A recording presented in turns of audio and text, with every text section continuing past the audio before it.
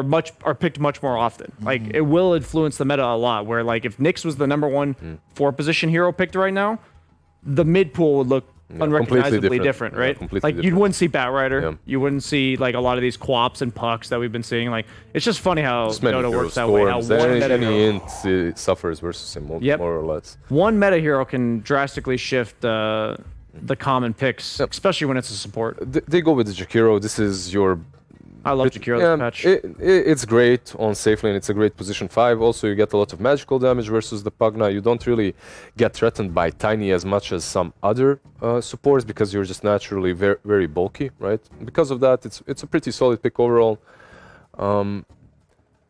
They don't have that beefy initiator coming from the position 4 like Omegalil have got. Like this Tiny will be setting up and starting your fights most of the time in the mid game.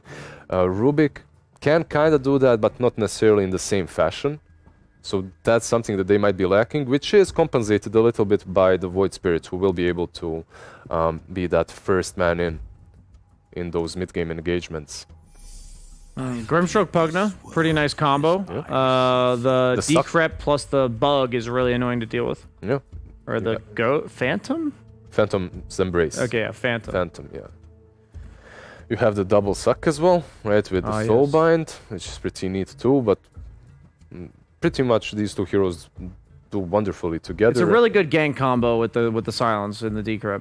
And you have the Tiny as well. Once he gets that Blink Dagger, you have the Inkswell jump in with the Avalanche Toss plus Inkswell. It's a lot of control and a lot of damage for them. I want this hero to account for a potential Riki 4th pick. I think Riki looks really good for Omegalil right now. So like based on the heroes that Voldemort already has. I think Rubik's pretty lame against Riki. Like you don't want to steal any of his spells. You die pretty quickly as well. Your position-based support, Jakiro's similar. Void Spirit's a core that is countered by it. So I would envision with the Grimstroke pick that's what they're setting up for. It's not like you have to pick Riki, but if this pick's bad against Riki, you're like feeling very good to pick it. One thing that I really like for Voldies right now is Rubik versus Grimstroke combo. Interaction, that is. Rubik, any spell you steal, you're just a better Grimstroke. A much, much better Grimstroke, and you love all of his spells. Lifestealer. That hero's like okay against Riki. I think I would still pick Riki here, but you can also go like, is Terrorblade in? Terrorblade is in. I'm just thinking about like one-to-one counters between Lifestealer. Something like a Morphling perhaps as well. Morphling's really nice, yes. That would be Morphling's very good here. For Omegalil. It's another hero that benefits from Inkswell in the laning stage. It might be a tough lane though, like early on, because this could be an off-lane last pick, right, for Voldemort. So if you were to pick Morphling, I think Morphgrim could struggle like level 1 and 2. I don't know. But later, like you said, it's nice. We have seen also Sven today picked up, and he did really well versus Lifestealer. Came over from NA. The only question is, like, he's really great with, It was against the Darkseer though, wasn't it? It was, but he has Grimstroke this time around as well, so his lane would be fantastic. Like, and now he has a Darkseer on his side instead. Maybe they are setting up for Sven. Like Sven's almost certainly getting banned. I think like Sven Slark are going to be their bans. This could also be the snatch pick away from Voldies.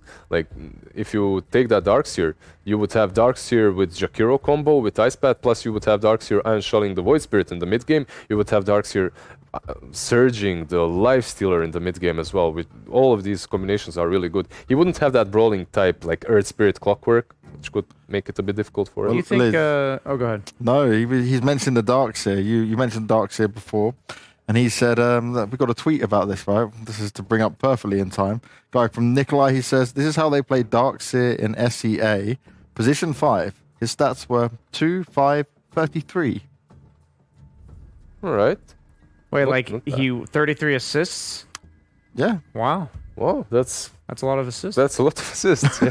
I feel like you'd have to have like a really strong safe laner to make that work, because you're pretty much just nothing for the first like 5 minutes on Darkseer there. Yeah. Because you don't want to like Iron Shell the creeps and don't really want to Iron Shell your carry either. But I think, okay, how smart would we look if this Darkseer goes mid? Yeah, this would be legit. Set you up nicely. Yeah, I feel like against Void Spirit, it's like Void Spirit's always gonna have a decent game anyway, you know? Yeah, like, but do you really want to have a free farming Void Spirit versus all these heroes just dominating you after minute 4, I pretty guess much. you're picking your poison. Do you want the free farm Life Void Stealer, Spirit or the yeah. Life Stealer? I guess Life Stealer is a bit slower. They do ban the Brood Mother. So they're expecting the Void Spirit to be position 3 most likely. Yeah, it's Pierce though. And they actually picked the Brood Mother, right? Yesterday, I think WePlay took it and they lost with it. Isn't their lineup like really good against Brood though? They have like Tiny, Grimstroke. I feel like Darkseer could probably. Yeah, lane you it could put too. Tiny mid even. Yeah, right? I'm just Like, saying like they definitely have the tools to deal with that hero. That's actually how they lost to Brood Mother. They had a Tiny versus them, and instead of Really? him being position 4, he went mid. Huh. Well, never mind then. Looks like they a little bit of PTSD going on. Makes sense though. Let's see. It's gonna be interesting because they don't really have a lot of They're- combos. Yeah, Omega Little pick Brood. Yeah. Last pick. Up against HR. They lost. Yes. Yeah. Interesting. They go with the Jug. Okay. Jug Grim. It's okay too. Ricky's definitely out of favor right now. It's kind of funny. Like last patch, maybe 2 patches ago, if you saw a Grimstroke, there was going to be a Ricky like 90% of the time. I feel like that hero's kind of just fallen off in terms of the pace of the meta. Like, there's like that 5-10 minute window where you want your carry farming, and that's the time when Ricky doesn't really want to farm. So he doesn't really line up with the timings that naturally occur right now. Is Beast in the? Is that an option for them? Perhaps. Beast is available. Yeah, something to buff up the Life Stealer, and you would have a BKB piercing. Yes. There you go. I Beast. agreed with your pick the second you proposed it. Yeah. The only way that this Beast doesn't just completely steamroll this game is if they shut it down in lane. Like Jug has to be level 6 when it's like level 4.5.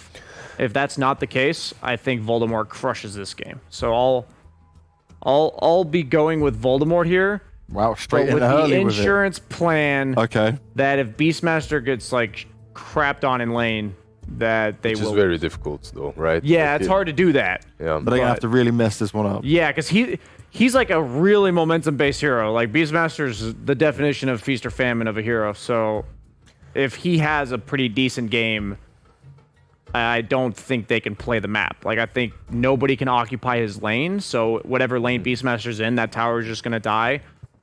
He's hard for them to gank super early, and their carry is like hard countered by the Beastmaster's kit, while Lifestealer has a pretty free game. Yeah, Voldy drafting strong. Yeah, I called the Beast, but I'm completely gonna agree with his analysis. I think Beastmaster is the focal point of this squad right now. Yeah. Not only because of how he complements them, but the fact that you're playing versus Darkseer and Tiny, and your supports and your core on mid lane, you have Void Spirit, you have Jakiro and Rubik. If Darkseer and Tiny roll out of control and start jumping these targets, they're gonna blow them up. You need a strong Beastmaster who will be your front liner, who will be taking those objectives and making space for Lifestealer to inevitably come online. Like if his start's good, I think this game's gonna get ugly really fast. That's how I envision it. But we'll just have to see if that's actually how it happens. You're so doubting yourself, BSJ. Now. I'm still confident whether or not I'm wrong or right. That's important. Yeah. Doesn't really matter. We have to wait and see. Huh? Oh, production just told me in my ears those two drafts are swapped the other way around. So Omegalil's draft is Voldy's. Well, and then Voldy's I'm is- going with Omegalil. That's exactly what I needed. The curveball for my prediction. Nailed it.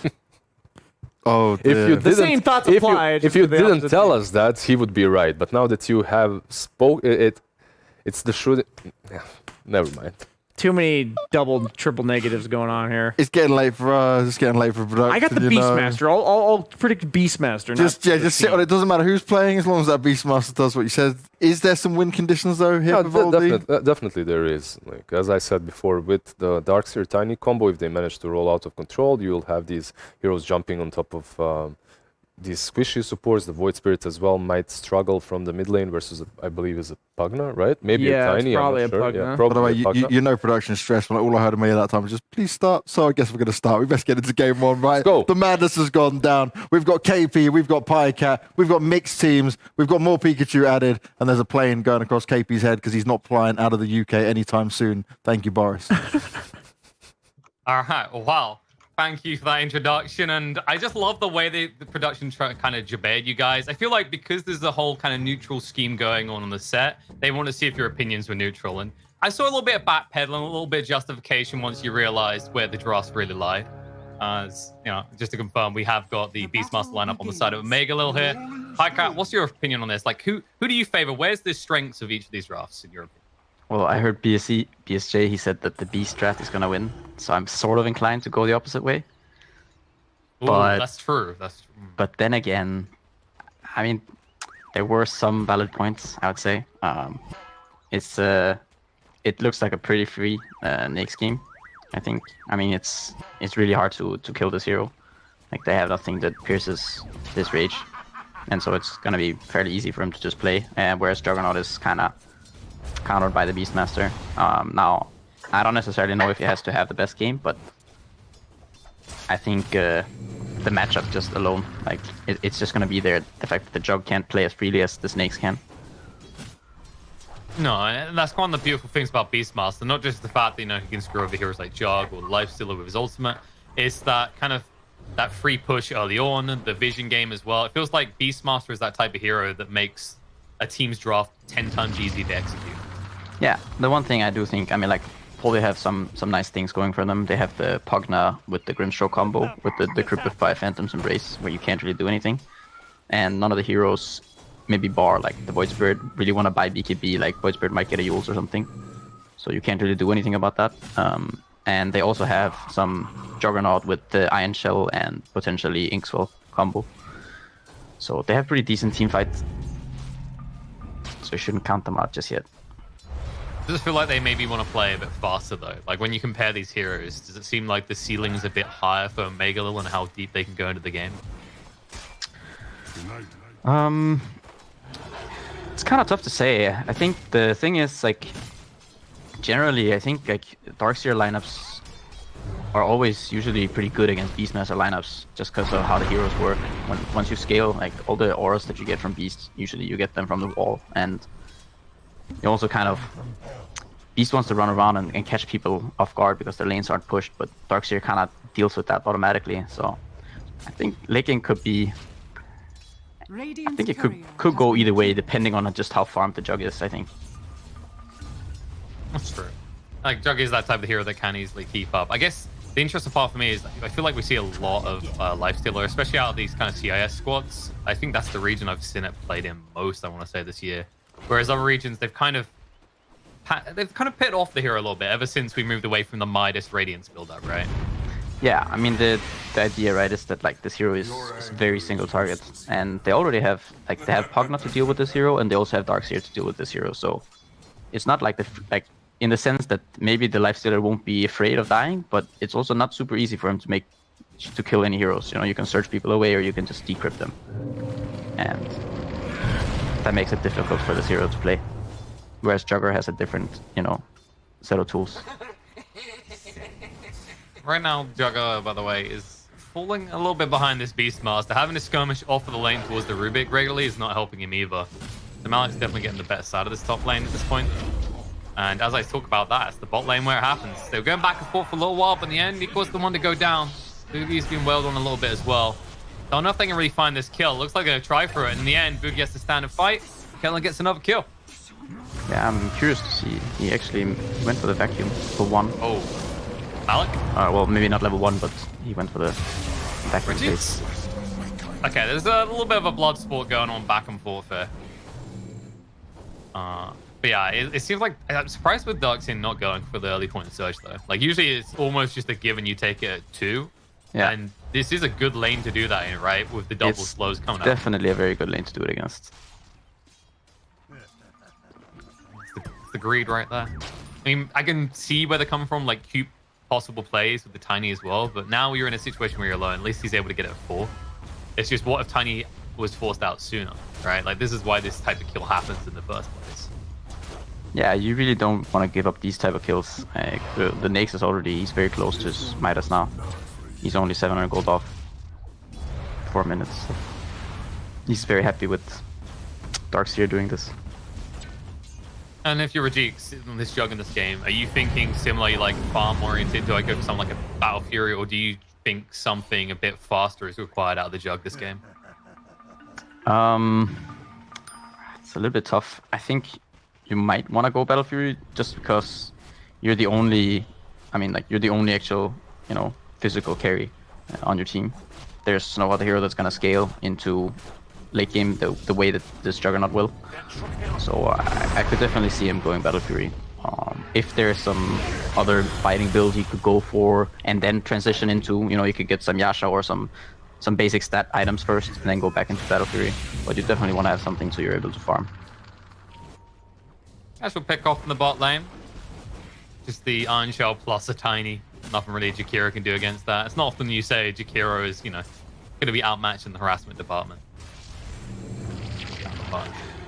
So I guess, basically we should expect to see this farming game between the cores. Nothing out of the ordinary. They don't really want to be involved early on. I don't think they have to be.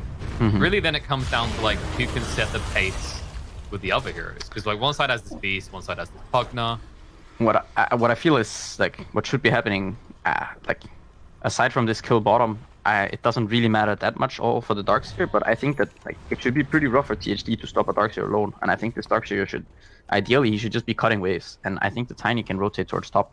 Because Tiny with the Juggernaut with the Grimstroke combo, I think they can kind of force these two heroes out of the lane, or at least force THD back top, or to go top.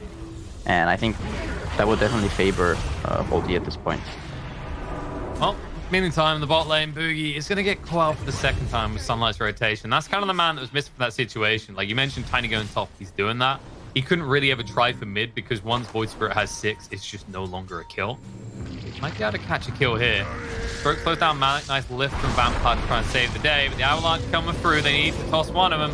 And actually toss them forward on top of each other. The stun's going to land on the Malik, so they should be able to bring him down still. But Vampire not likely to fall here. The Fade Bolt reducing their damage too much for them to try and fight under the tower.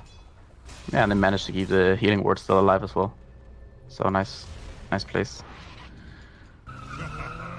I think he's probably going to skirt up between here and mid, maybe try some cheeky plays. It's not an easy kill to try and achieve around the mid lane anyway, right? As long as Sunlight has 2 Astral Steps, he should be, I want to say, nigh on unkillable in this game. Yeah, I don't think there's any point at all for him to be going either to bottom or mid at this point. I feel like he should have just rotated towards top. You get level 2, and then you sit around this top area and just force these heroes out. And then you could potentially accomplish this, what BSJ mentioned earlier, of keeping the Beastmaster very low. Now, the Beastmaster is not the happiest camper in the world right now, but I think he's doing fine. Yeah, the fact he's got to 5 and now starting to go wrong, you're kind of content, because once you have 6, you can maybe try and do similar to what Tiny's doing, rotate elsewhere for a gang. Nice lift away by Vampire. Means that they're going to fail again. But look who's here. Void Spirit shows up in the top lane, Yol's the target. He will be brought down. So far, Sunlight getting a lot of value out of these rotations. Yeah, and Pugna manages to do some damage to the tower, but not quite enough. Not the same amount. And he's just being strapped by Sunlight in the meantime. He's got it down to half HP before the 10-minute mark, so you're going to be happy with that. But when you're playing the Void Spirit in the mid, you kind of accept this. You embrace this as part of the game for you. This part, maybe not part of the plan, though. It's got the one left Astral Step, who'll use it to get away. At least waste a little bit of time. And that's just space for Kellen to keep using this Midas in the meantime. Hasn't been decided. It looks like Regix, he's not going to try and race. He's not going for the farm build. He's going for the drums first. Yeah, I think he still might go into some sort of farming items after this. I would be surprised if he just went all out for fighting, because I think they're going to fall up pretty quickly if he does. Do you think he'll go back for the Battle Fury in that situation, or do you think that's going to stunt his effect, his effective usefulness in this game too much? I'm not sure if he goes back for necessarily Battle Fury, if there's something better this game, but I definitely feel like he is going to go back for some sort of farming item. Okay. Maybe sound like a Maelstrom, a little bit cheaper, a little bit dirtier, quicker in. Yeah, it just doesn't feel like an amazing Maelstrom game either. Maybe he goes Yasha into Battle Fury or something along those lines. I think you just want a hero that actually has physical damage, because the snakes, he's gonna have the rage, and some of the other heroes can play around with spells a bit. So that's true, and I guess also then that gives you the option once you're at the Yasha, if you see a situation in which an Ags is queued up on the Void Spirit, or in this case going for the Orchid anyway, you're gonna need to probably go into that Manta to have that kind of get out of jail free card. Yeah, at some point he probably will. So, Meantime, smoke movement. Voldy, they want to stop this push on the top, but they may be too late to save the tower.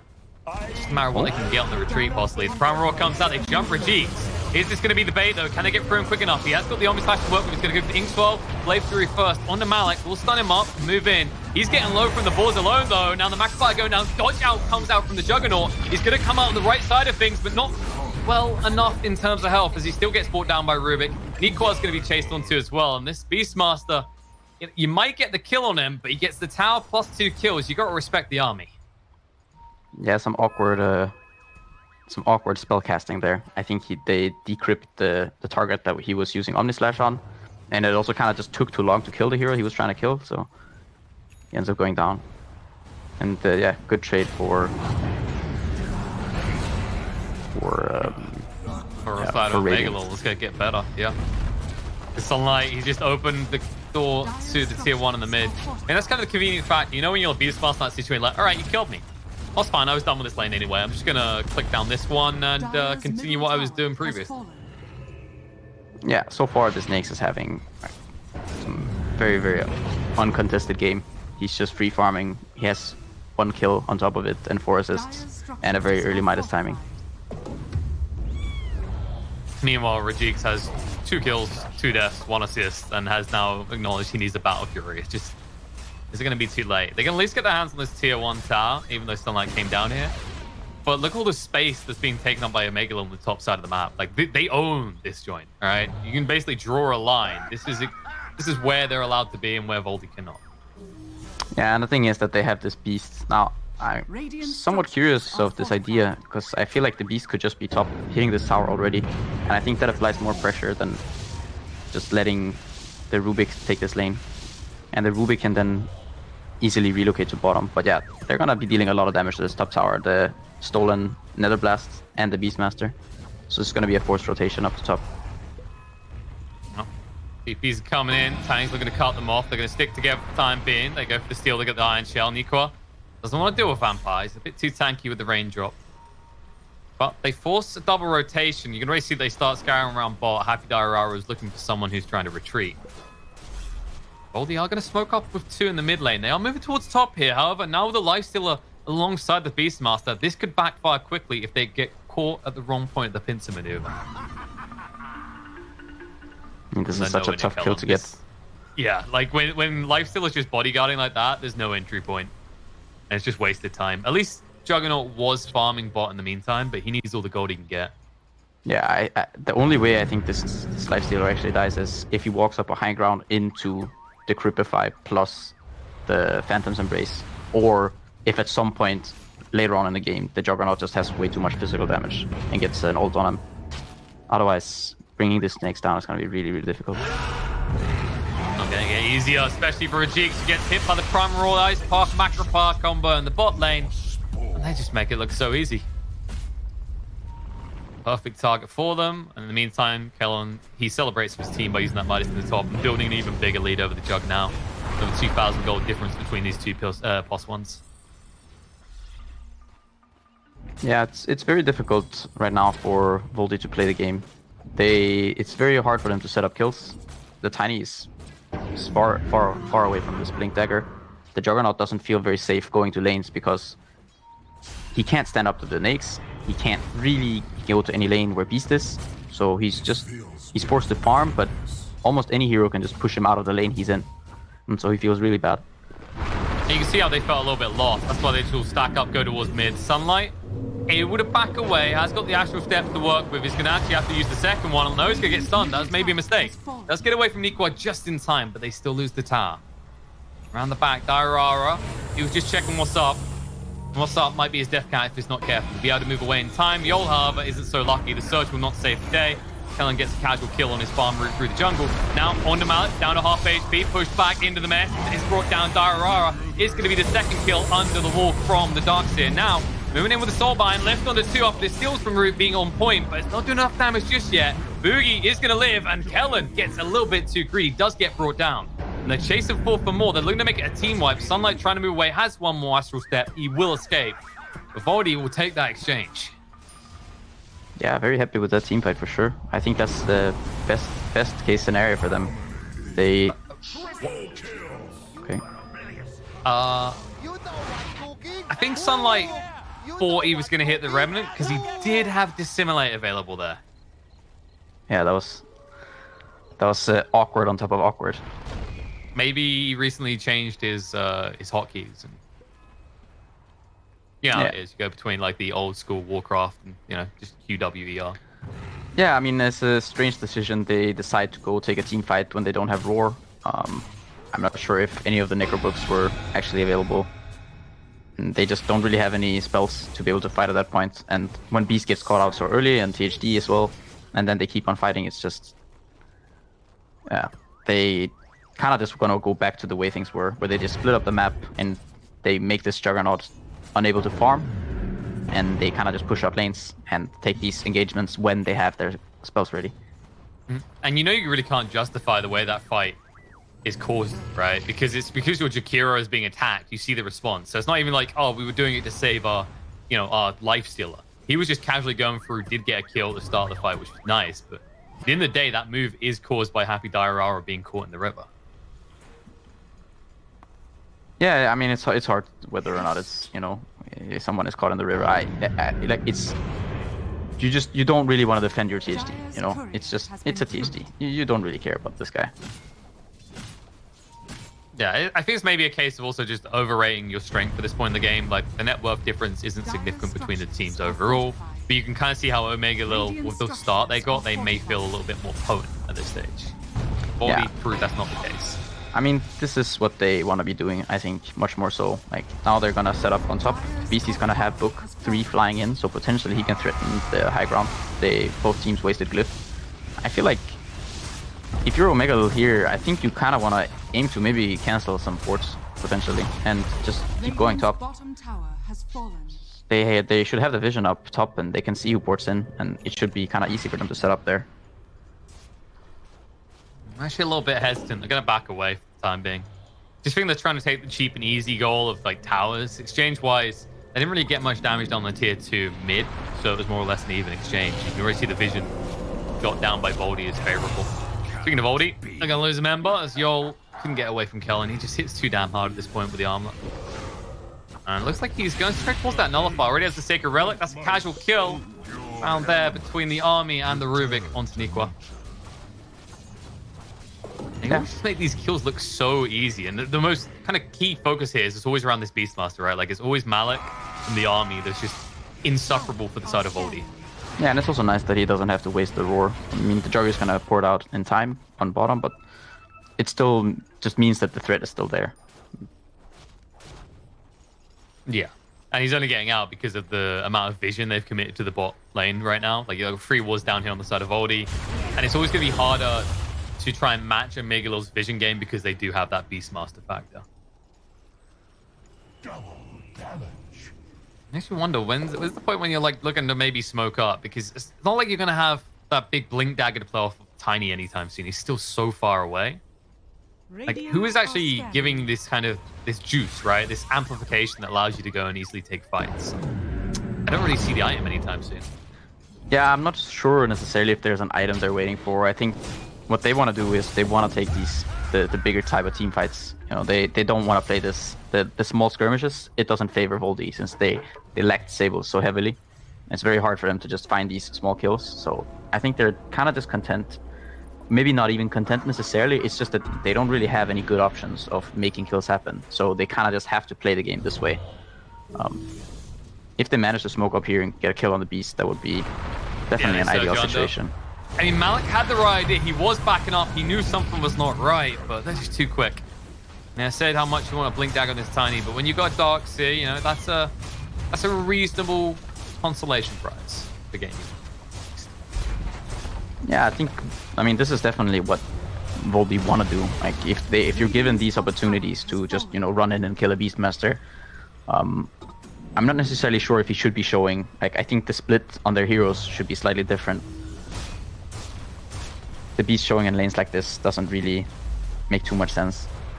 Are you thinking like maybe Kellen should take the more risky location because there's no way to stop him escaping, and then I feel like you can just place a THD or a Rubik there, and he can kind of just shove the lane from afar, and you don't really have to care so much, and the beast can be hunting. That's true. It's kind of like, especially nighttime, like that kind of gank threat. They won't see you coming versus seeing you in the lane makes you predictable. Boogie tossed away. Nikwa does save the day, and Kellen hasn't got the damage to try and get through a Tiny. Instead, they might turn over if he's not careful, though. Needs to move away. Macropies, buff going down. Almost going to be there. Brino melting down quickly. Rubik and Lifesteal are both burnt up by the damage, overwhelmed. Nikwa on the side, buying a lot of time here, distracting a lot of heroes. Shakira gets tossed in and killed off. Tiny's going to live because nobody's dealt with the healing ward. And it looks like his Voice Spirit can't do any damage. He has to just back away. Yeah, I mean, this is one of the issues of this Lifestealer hero. And potentially why you don't see it, like, they also have sort of, it's like 2 lineups with kind of 1 carry, right? Like 1 physical damage carry. And their tools are just not amazing into playing against Pugna and Darkseer. It makes it kind of difficult to, you know, like, especially when you're trying to kill this Darkseer who's also innately just pretty tanky, and he also has a mech. So going in for these team fights is, I don't think that's the approach that you want to be taking if you're Omegalil here. No, it feels like you're being goaded into the middle by Voldy as well, right? Like they'll go for a quick poke, and it's immediately as if maybe get Omegalil needs to resort to nukes, right? There's no sort of escalation. They immediately are just all in as a team. And it maybe worked earlier on, but we've seen how it starts to backfire. Like, we're getting Nikwa here. That's not too bad. If you can convert this into Roche, then maybe you can actually start to kind of, you know, propel yourself forward off that. But Voldy, they're not incapable of defending Roshan. Yeah, they're gonna have the Tiny alive somewhat soon. They could try to poke a little bit, but at the same time, I think an Aegis at this point of the game is not, it's not really gonna be the end of the world. I think you could be kind of just content by if you just keep farming here, because if you take this fight and you somehow lose it really badly, then with the Aegis they can just start sieging your base really quickly. So I feel like after winning these fights, some of the team fights recently, I think they're kind of fine to just sit back and farm now. That's true. Like for Voldy, the map is still insulated. Still got 3 out of towers, and also now that the Battle Fury has been picked up at Rajix, this is like prime time to farm. So as long as you can dodge the ganks, like usual, the first Aegis doesn't really matter much. Kellen almost loses that first Aegis. Instead, it'll be Voldy losing a valued member of their team as they lose the Helmet Dominated Creep.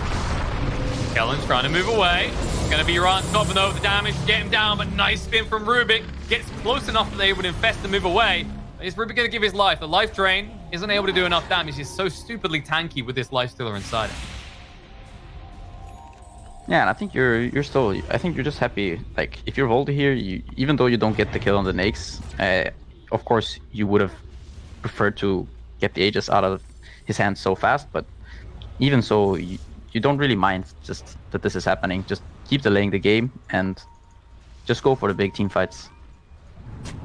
Oh, if you get quite like this, near Tissue Tower would be a perfect way for the side of Omegalil to try and look for an objective.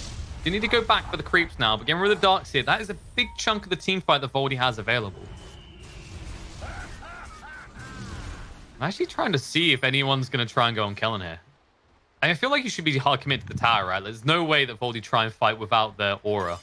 No, I think potentially if you're Pugna, you can just try to poke a little bit. You know, you can try to decrypt, force rage, then he might feel uncomfortable, and then I think that Rajix should be much more focused on trying to push these lanes out. Like when this fight in mid is happening, I think you'd prefer it if you have your Juggernaut already bottom and trying to split this lane, and then you can kind of play that game where if the fight, even if they lose some heroes, if they lose a tower, then you're still not gaining that much because the Juggernaut is getting so much farm. Whereas when the Juggernaut is not pushing out these lanes, there's no real threat. You're not losing anything when you're doing this. That's true, and you're getting to a stage where it's really hard for Omegalil to back away if you force them back to base quickly, right? Because Nico's almost got the Blink Dagger now. You've always got the Darkseer and the Surge to get someone in who can stop these TPs. So I guess in that regard, Omegalil, if you do play the split push game against them, they're a little bit less flexible in how they kind of in and out of these pushes compared to Voldy. Yeah, the one thing that they do have is this Beastmaster, and he does have a blink now, so he recently picked it up.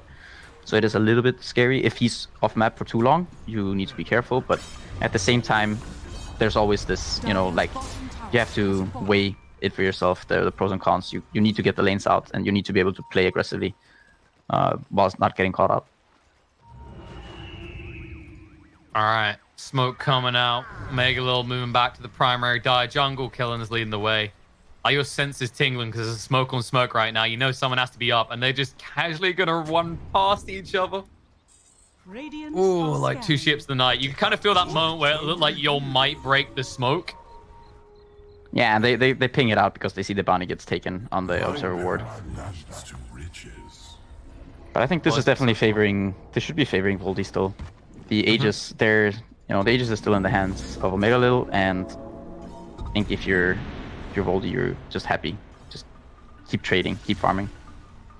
Yeah, and you're in a favorable position now where if they try and respond to the Jugs push bot, you could easily find a pick off, given how aggressively the rest of Voldy are positioned right now. And Sunlight is under a ward, moving in with the Avalanche, toss straight away with the silence out, the Decrepify. And a perfect target as well. It's now Voice Spirit gone for 5th.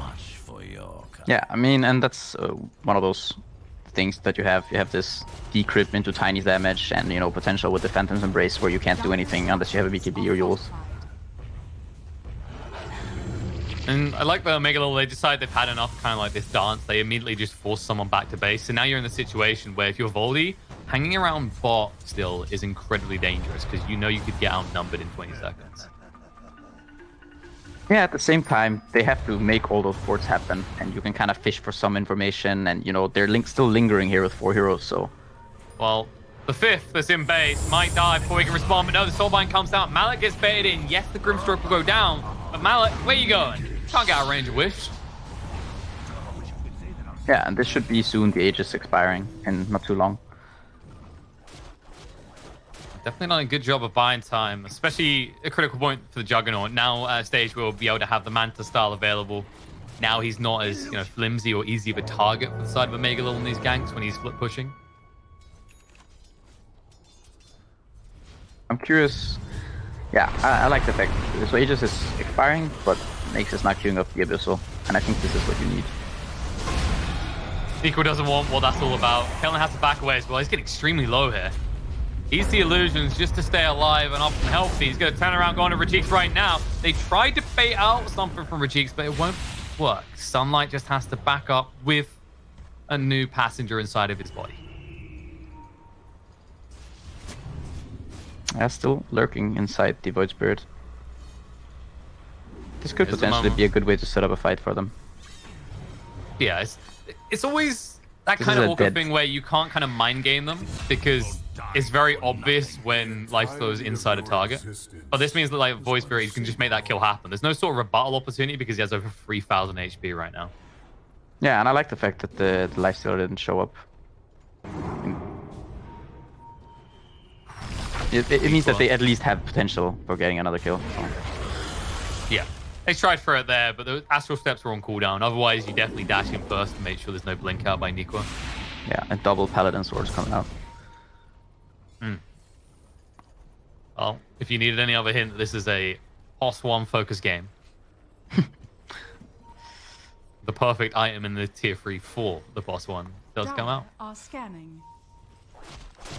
Let's not focus on them. Let's focus on what maybe the others can do, because it feels like they're the ones getting ready to skirmish. You can already see that now with this Blink Dagger on Nikwa, he should be able to actually find his pickoffs. Usually, I'd imagine he's looking for a kill on the Vampire. But I don't even feel like Rubik's the easiest kill in this game. You're going to need some assistance with that one, considering he has 1.5k HP. I think the thing is, if you manage to land a stun on any hero that's just slightly out of position, it's kind of easy to get a kill with this. Because of how farmed the Pugna is at this point. Just Decrypify into tiny spells and, the Phantom's Embrace, and pretty much any hero is just dead. That always does it. And you mentioned earlier, right? Who's going to build BKB? Well, the obvious one is Beastmaster. Void Spirit can as well, but this Lifesteal is always going to feel vulnerable in that regard. They saw the gem flying out there on the courier. Speaking of that Lifestealer, he is in Sunlight again. Sunlight's moving on the free. They're going to invest bomb out straight away. On the Yo they go. Brings them down, putting use the Soulbind now. Under. Void Spirit down to half HP. Prime Roar comes down. They jump straight on top of Wish. You better make a wish. That candle's just been snuffed out, down for 70 seconds. The Omni Slash does get the kill to Malik on the side, and Kellen's trying to run away. Has got the rage in 3 seconds. He's going to turn around to Rajik, force out the blade through pretty early, and all of a sudden he's running for the high hills. Happy Dyrara does have the Ice Path. Soulbind connects both of them together. The Nullifier coming out as well, just trying to get on top of him. Juggernaut looks like he's going to go down. Nobody can assist him, and they're going to chase forward looking for more. The Remnant comes down to Boogie, does lock him in place, trying to run away with the Surge forward, but Sunlight with the spider legs is able to keep up with the moment. The blink out by Boogie is successful. Looks like that will be all the casualties of war from both sides. In the end, this Omegalil taking the favorable trade. Yeah, here we see how the Nullifier comes into play, like the constant purging against the Pugna. Even like despite having the Yules and the Cryptofy and everything, can't sustain against this Nullifier. And this man as well, like Boogie, who just got taken down, gets affected by top, by the way. Nico's being chased on too. Doesn't want any of it. Sunlight will keep hunting. This could backfire if he's not careful. It looks like he's got more teammates coming as the Beastmaster to assist. They'll move forward. They'll find Nico as well. And you mentioned that Nullifier, right? It's not just the Pugna you talk about. It's the fact that all of a sudden the Darkseer loses half of his utility in these fights, being able to surge people in and out. And also the Inkswell combo goes bye-bye as well. It feels like a perfect game. I love that Lifesteal went for this item so early in his build, straight after the armor, in fact. Yeah, I mean, it hadn't paid off like that much up until this point, so... But now we can definitely see what it can do. And now I think the Juggernaut, he's not gonna feel super comfortable in these fights, just considering how far ahead this Lifesteal now is. No. Do you agree with what Rajix is doing next? Like, if you're in a situation, would you be worried about how much of a glass cannon you feel like? Or do you think the issue is not enough damage for Voldy? Yeah, I feel like the issue is not enough damage for Voldy. I think he just has to go for some more damage-centric builds. Maybe potentially a Butterfly or something along those lines. I think you need to be able to kind of just stand your ground and be able to fight, or at least deal enough damage. I think in that fight, I think the issue is that they're getting initiated upon, and they instantly find the Pugna. And if you find the Pugna, then the fight is pretty much over. I think at that point, you kind of just need to, just accept that the fight is lost, and then you get out. Unless you can somehow buy back and port in. But where they're fighting, that's just not possible, so... That is an issue that both these teams have to an extent, though, right? Like, if they're initiated upon, it's very hard to reset. Like, you think about Omegalil, they have maybe one or two things in their chamber, or one hero and a Void Spirit that can dangle to an extent. But everyone else in the game, like, once you're upon them, now with the items in play like the Nullifier, there's no real way to get them out of that jam. Yeah, I mean, it's kind of like they don't want to lose the Pugna first on the side of Voldy, and Omegalil don't want to lose their Beastmaster. They're kind of the ones who... The fight is kind of centered around these two heroes being able to we haven't use their seen that. spells. Well, we'll see a Primal Roar on the Yule straight away. Long range life drain. Vampire, they tell him to get a little bit closer to the action. The Blade Fury comes out as well. It's going to get him low. The Glimmer Cape to buy some time. Vacuum under 3 BKB from Malik. It's going to tank that Omni Slash. It will bring him down, though. The buyback comes out from Rubik. Gets a 2 for a 3 exchange so far. But Kellen now fighting up against Rajix. That's everything he really had in the chamber. He needs to get away now that he has no Omni Slash. He will just turn around trying to get rid of the Neverward. The bashes come out and Rajix. He shouldn't be trying to fight up against Kellen here. He still has the Aegis to play with. Right now, this Lifestealer gets whatever he freaking wants. Don't touch him. Yeah, I still think you're happy with this, especially considering the fact that the Rubik bought back. I mean, it's not like it's not an amazing fight by any means, but you forced the buyback. The Juggernaut is getting some net worth, and yeah, he's queuing up the Butterfly now. He kind of realizes that he has to be able to deal some more damage. Yeah, good call there. It's also a case like you can already see Pugna's realizing there has to be a passing of baton soon, right? He went for this Bloodstone. It's down to 12 charges. He's not able to hold the game together anymore, which probably kind of helped Rajix realize that as well. It's kind of, oh, yeah, you are a Pugna at the end of the day. At this stage of the game, you should be transitioning towards like a medic Pugna role. Yeah, they did cancel the port here from the Lifestealer, but He's a fast don't think boy. they're gonna be able to kill him anyway. No, this hero is a bit ridiculous in terms of speed. Yeah. He never looks it as well. He just kind of casually walks around, and then you check that he's moving at like 390 movement speed at all times. I am kind of curious that he's kept this Paladin Sword in his inventory almost this entire time. I think that if he actually puts the Paladin Sword in, and maybe once he gets this Basher they queued up, he should be almost able to fight this Lifestealer. Yeah, I think it's his pseudo basher, right? It's his way of controlling to begin the fight. Now he's the one being controlled. Primal Roar on top of him, healing him up right now, trying to do the best they can, but brought down. 85 seconds dead. You're stuck on the high ground, but not the high ground that keeps you safe because they have full eyes on you. They chase to the low side, looking on Aniqua next. He gets caught in the ice path, and he will be the third casualty. And Voldy in a lot of trouble now because this creep wave is pushing in, and Omegalil will look to hit base. Yeah, not an ideal place to get caught out. Especially not considering the fact you just picked up the butterfly. No, that's the thing. They definitely saw that in that fight. It probably became a little bit obvious when some of the hits weren't landing, and as a result, this is going to easily be 2 lanes at least. Especially with how hard Kellen hits and Sunlight having that DD. You can see it from Voldy. They're already accepting it, but they've moved towards the top lane. They're like, this is where we make our stand. If they try, we will buy. Yeah, they have to do something. They have to try to delay this. You're up against Megas. Not moving in straight away. Infest form out. Wish gets caught out. Yours won't save the die. Nullify ensures that 80 seconds without the Pugna now. This is going to be at least mega creeps. Moving in. He's not done. Sunlight's feeling greedy. He goes in for a secondary kill into Yol. Forces the buyback out of the Pugna. We'll back away with BKB. Content now that Wish is living on the edge. Toss in. Nico just wants them out of his base. But that won't stop Kellen. He's still got Nagus to play with, and he goes in straight away. The Abyssal Nullify comes out. Primal Roar as well. Everything but the kitchen sink from a little undead child. And now they've lost Wish for over 100 seconds. They're going to lose Yol as well. And it's looking like near the end. Rajix has one big play to make. There's the Omni Slash coming through. Bouncing around on the Malik. We'll be able to bring him down alongside the Chigiro. So the buyback comes out. The Stolen Wall goes down as well. And a key on both sides. But it's actually going to be decided. Voldy losing more heroes. Buyback out of the Darkseer straight away after his death. And Rajix slowly being killed off by illusions. Now Kellen's going to join in and wail on top of him with the stance coming out. Manta to dodge out and try and move away. Remnant off the mark. Able to get him out with the assistance of Surge and the Blade Fury. But Kellen, he's like, I'm not leaving. This is my base now. I own you. I own everything. He needs to be careful though because he's getting low and does not have an Aegis anymore. He needs assistance. Sunlight does come in. The buyback from Shakira to try and rejoin the fight. He's a long way off. Remnant comes out to control him on the Juggernaut and Kellen goes in, gets it. Slams him down. He's gone from the Fade Bowl. 82 seconds without your Jug. Now Omegalil, they plant their flag in this base. This belongs to them now. GG comes out. Game 1. Omegalil take it. Yeah, it's like PSJ was correct after all. Go figure.